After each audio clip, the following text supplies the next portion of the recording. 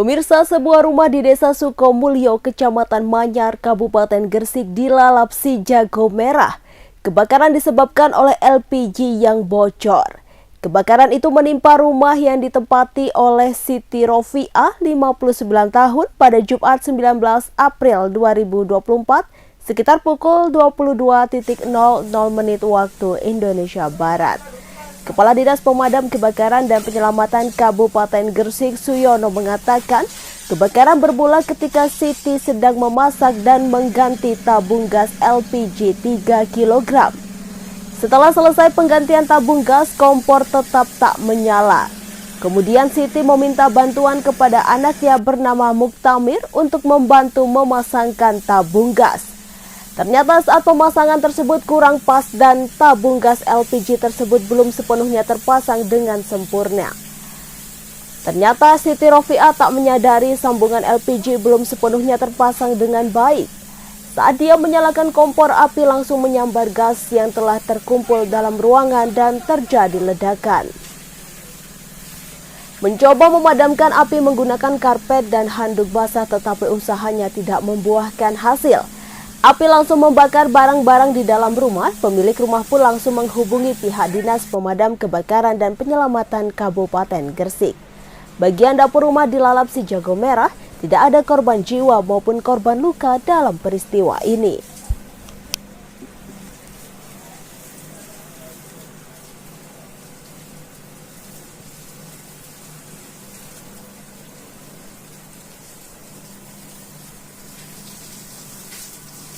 Awal mulanya dari tabung LPG yang ngowos, setelah dipasang ngowos, setelah itu dibetulkan, setelah dinyalakan apinya langsung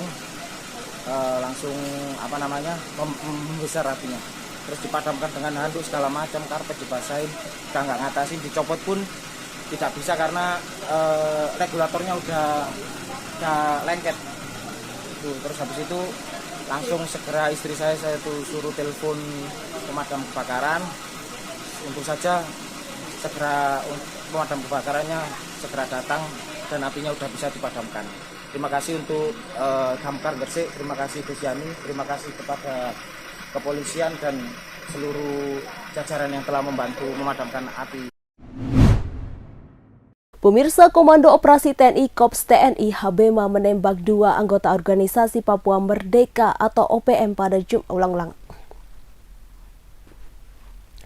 Pemirsa, Komando Operasi TNI Habema menembak 2 anggota organisasi Papua Merdeka atau OPM pada Jumat 19 April 2024. Tindakan ini dilakukan karena seringnya anggota OPM berbuat onar di Kabupaten Duga, Papua Pegunungan. Perwira Penerangan Kops TNI Habema Letkol ARH Yogi Nugroho mengatakan, OPH yang kerap berbuat onar khususnya pimpinan Egyanus Kogoya.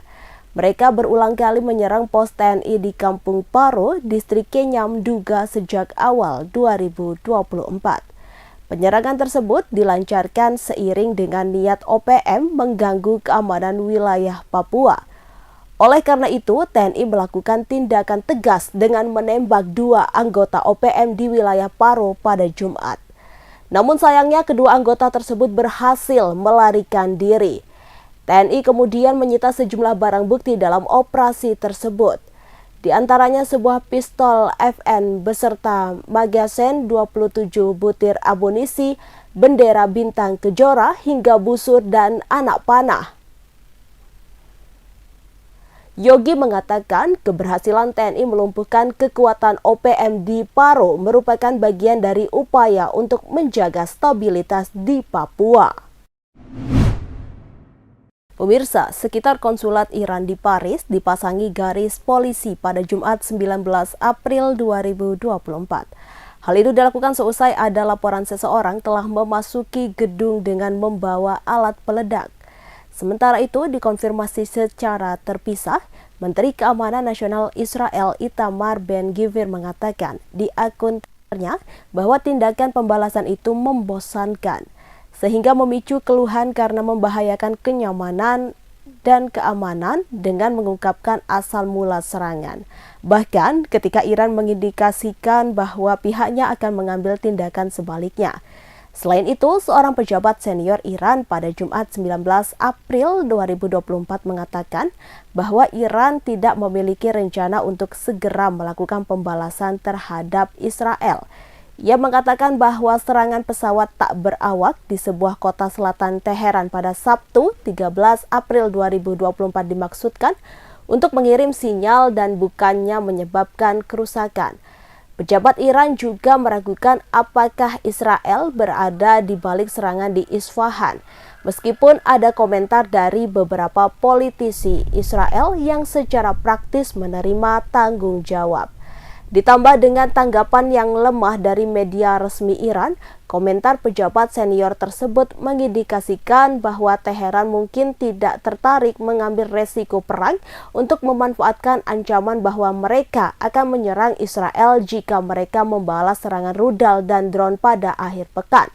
Ataukah mereka sedang mencari cara untuk melakukan hal tersebut untuk menghindari janji-janji yang bersifat permusuhan. Israel mengklaim serangan balas dendam mengakibatkan ledakan di 3 pangkalan Iran pada Jumat 19 April pagi. Namun Iran mengklaim serangan balasan itu gagal lantaran tak ada kerusakan apapun. Bahkan, kini beredar lubang kecil yang disebut-sebut dampak serangan Israel yang lemah. Dikutip dari Al Arabiya, juru bicara Badan Antariksa Iran Hossein Dalirian mengatakan serangan Israel gagal. Pasalnya serangan Zionis tak berhasil menghantam Teheran.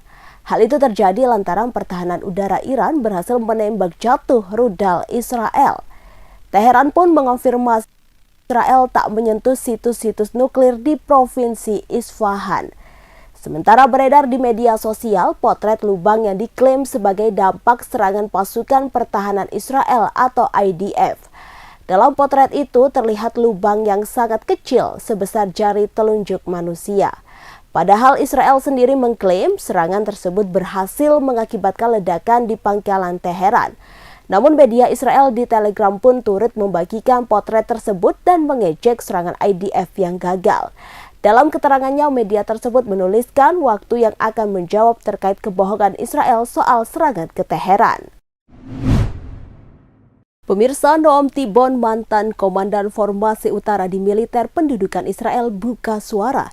Ia menyebut bahwa pengelolaan perang Israel di Gaza sangat buruk, bahkan disebut sudah mencapai level gagal secara strategis. Dikutip dari Al-Mayadin pada 20 April, hal itu disampaikan Noam Tibon pada Jumat 19 April 2024. Tibon menyatakan tegas bahwa Israel telah buruk dalam mengelola perang di Gaza dan Lebanon selama 6 bulan terakhir, serta menggambarkan situasi tersebut sebagai kegagalan besar yang strategis. Dia percaya bahwa tentara Israel terlalu kecil untuk melaksanakan misi keamanan Israel, serta disebut tidak memiliki setidaknya 3 brigade untuk menangani perang secara bersamaan, sehingga berbanding terbalik dengan batalion yang dimiliki oleh Hamas. Selain itu, Tibon yang juga merujuk pada situasi ketakutan dan kepanikan yang terjadi di permukiman di wilayah pendudukan utara Palestina di sepanjang perbatasan dengan Lebanon. Menurut Tibon, kawasan Al-Jalil telah sepi dari pemukim dan berubah menjadi kota hantu di tengah meningkatnya konfrontasi antara pasukan Israel dan juga Hizbullah. Seorang anak tewas terseret ombak di Pantai Damas, Desa Karanggandu, Kecamatan Watu Limo, Kabupaten Trenggalek pada Jumat 19 April 2024. Korban berinisial RMS, 13 tahun, tewas setelah mandi di pantai bersama 2 temannya yang lain. Kapolsek Watu Limo AKP Zainuddin menjelaskan kronologi bermula saat RMS bersama 4 temannya berangkat dari rumahnya di desa Kecamatan Watu Limo menuju Pantai Damas. Penemuan jenazah sendiri tidak jauh dari bibir pantai. Korban tersangkut di keramba jaring apung milik nelayan Pantai Damas. Setelah dilakukan evakuasi, jenazah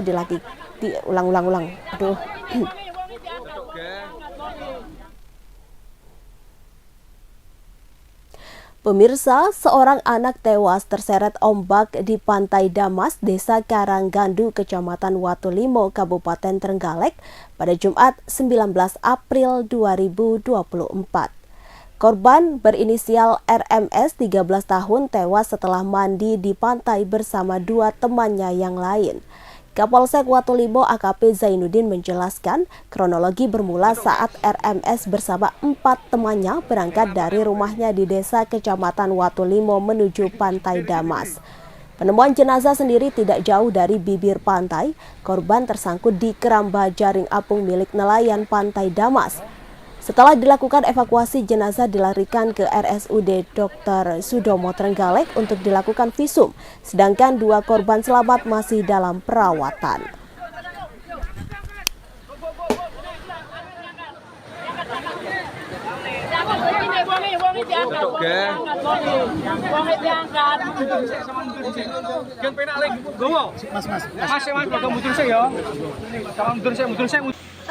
Kone lho sing kenal Mas urung cetok. Ini digoleki. Ya, Pak Kapolsek bisa jelaskan dekat dengan anak hilang di Pantai Damas tadi. Baik, terima kasih. Jadi tadi pada hari ini, hari Jumat tanggal 19 April 2024, tadi sekitar pukul 14.00 ada informasi ada anak yang berenang di laut dan tenggelam, dan kami tim dari Polsek langsung ke TKP dan koordinasi baik dengan Basarnas, Polairut, Posmat, dan juga sama dengan tim SAR nelayan yang ada di tim SAR lokal nelayan yang ada di Watulimo, dan kami bersama-sama untuk mencari. Jadi tadi ada sekitar 5 anak main ke Pantai Damas dan situasinya sepi karena hari Jumat dan juga memang juga Damas itu sepi, sehingga pada saat mandi yang 2 itu di pinggir tidak mandi, yang 3 mandi, dan pada saat itu dari temannya itu kelihatan minta tolong bahwa temannya tenggelam, sehingga ada satu warga Damas yang kebetulan juga nelayan langsung memberikan pertolongan. Jadi pada saat diberikan pertolongan, yang 2 bisa ditolong dibawa ke pinggir, sedangkan setelah kembali untuk yang saat ditolong sudah tidak ditemukan, sehingga hilang. Setelah itu tim terus melakukan pencarian sekitar pukul 16.00. Alhamdulillah untuk korban yang 1 bisa ditemukan dalam keadaan meninggal dunia, dan langsung kita evakuasi, kita bawa ke puskesmas, dilakukan dilakukan visum, selanjutnya diserahkan kepada keluarga. Ini korban ini masih anak-anak ya nanti? Betul sekali. Jadi rata-rata masih anak-anak. Jadi tadi saya lihat paling kuat sekitar umur 13 tahun.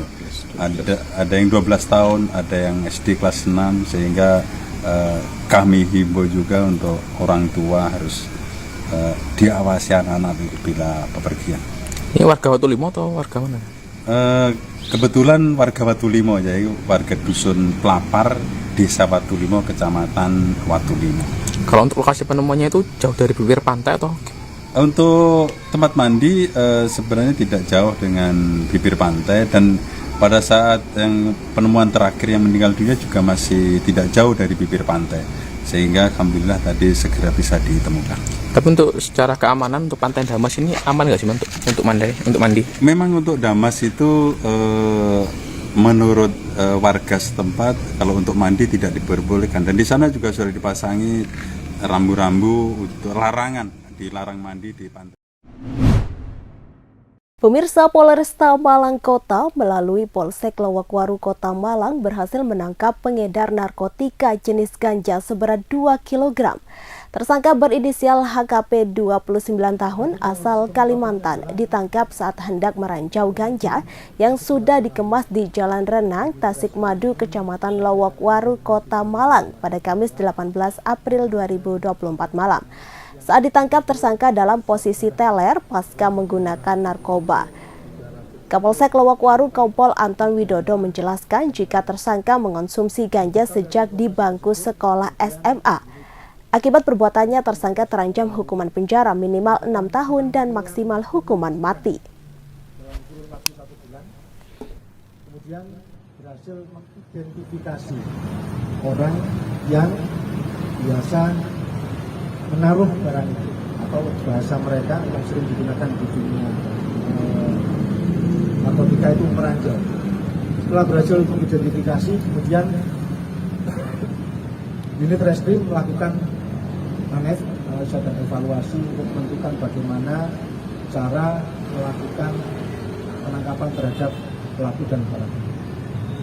Selanjutnya, dari hasil ANEF pada hari Kamis tanggal 18 kemarin, siang hari ditentukan cara bertindaknya untuk mengamankan orang itu. Dan setelah melalui serangkaian penyelidikan, malam harinya kurang lebih 18.30 melihat di lokasi di Jalan Renang di daerah Tasik Madu, pelaku ini sedang membawa barang berupa kotak dan dibungkus dengan plastik. Kemudian setelah terduga ini diamankan, kita minta untuk dibuka apa kotak ini. Setelah dibuka, isinya adalah daun kering yang diduga adalah daun ganja. Kemudian setelah dilakukan penangkapan, kemudian terduga ini kita bawa ke tempat kos-kosannya untuk mencari barang bukti yang lain. Dan kemudian dari tempat kos yang berada di Seksopol ditemukan alat timbang, kemudian plastik yang bisa untuk membungkus, kemudian ada truk plastik. Inilah yang biasa digunakan dia untuk meranjol, menjual barang yang sudah dia dapat dalam bentuk kiloan. Kemudian tersangka dan barang bukti kita bawa ke Polsek Lowokwaru untuk diambil keterangan. Dari hasil keterangan pemeriksaan terhadap tersangka diperoleh fakta itu bahwa tersangka ini sebetulnya mulai kecil sampai dengan SMA tinggal di Balikpapan. Mulai kelas 3 ini sudah mulai mengkonsumsi ganja. 2013 masuk di Kota Malang, kuliah di salah satu perguruan tinggi swasta di Kota Malang, masih juga mengkonsumsi ganja. Sampai akhirnya dia dikenal di tahun 2023 ya, mencoba mencari link sendiri untuk bisa langsung menembus kepada bandarnya. Kenal dengan seorang yang mengaku bernama Jabir, kemudian dia intens sendiri, kemudian dari Jabir inilah dikenalkan kepada salah seorang bandar yang berinisial AJ. Kemudian dia intens sendiri, karena semakin lama dia membeli, kemudian merasa uangnya si tersangka ini mulai berkurang, terus akhirnya mulai ada penawaran dari Aji kepada tersangka. Kalau kamu masih ingin menggunakan ganja, kamu tidak punya uang, Aji menawarkan untuk dia menjadi kuda. Kuda ini adalah orang yang mengedarkan. Pada tanggal 8 April 2024, Aji mulai mengirimkan barang kepada tersangka. 8 April dikirimkan 3 kg barang dengan cara dia mendapatkan barangnya pun sama. Dia diranjau di salah di daerah Klojen. Dia dapatkan 3 kilo ganja, kemudian diedarkan sama dia. Diedarkannya pun caranya adalah si tersangka ini dihubungi oleh si Aji, kemudian agar dia meranjau dengan jumlah yang sudah ditentukan oleh bandarnya. Jadi tersangka hanya naruh saja, kemudian nanti ada pembeli sendiri yang mengambil barang. Merasa 3 kg sukses, berhasil diedarkan, kemudian si tersangka ini tanggal 15 melaporkan lagi ke Aji bahwa barangnya sudah habis. Kemudian Aji menyampaikan juga, tunggu saja, nanti akan saya kirim barang kembali. Download Tribun X sekarang, menghadirkan lokal menjadi Indonesia.